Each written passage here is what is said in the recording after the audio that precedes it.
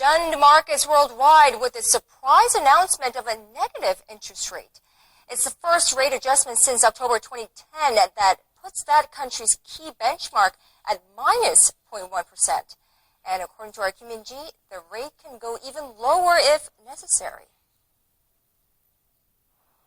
Japan's central bank has decided to adopt a negative interest rate policy. In a tight 5-4 majority vote, the Bank of Japan said it will introduce an interest rate of minus 0.1% starting February 16th, but will impose it only on current accounts that financial institutions hold with it. Simply put, lenders will be charged to keep money with the central bank.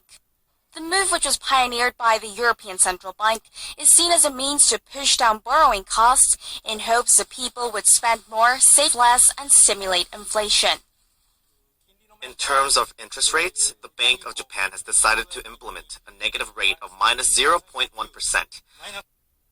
Interest rates, the Bank of Japan has decided to implement a negative rate of minus 0.1%.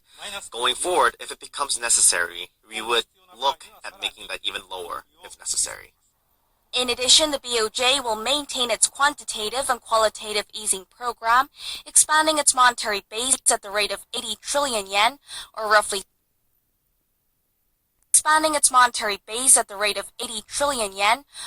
660 billion US dollars a year through buying up Japanese government bonds and other assets.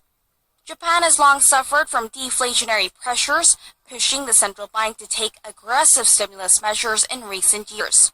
The BOJ said while the Japanese economy was showing modest recovery, there are lingering concerns regarding plunging oil prices, as well as uncertainties in emerging markets, especially China. However, some experts say the move will have limited impact.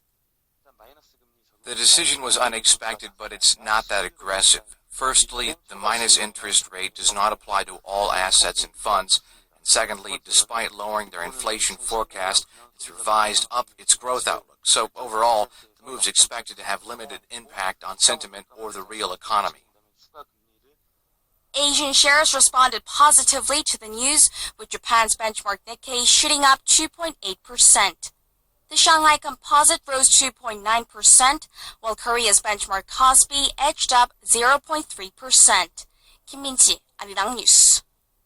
The nation has warned that large parts of the tropical and subtropical world are at risk of the Zika virus. The WHO's Director General Margaret Chan says the level of alarm is extremely high.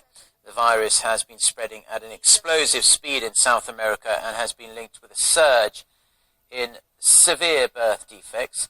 Symptoms of the virus itself are usually pretty mild, but Zika seems to pose a serious risk to pregnant women and their unborn babies because of the assumed link with microcephaly, which causes babies to be born with small heads.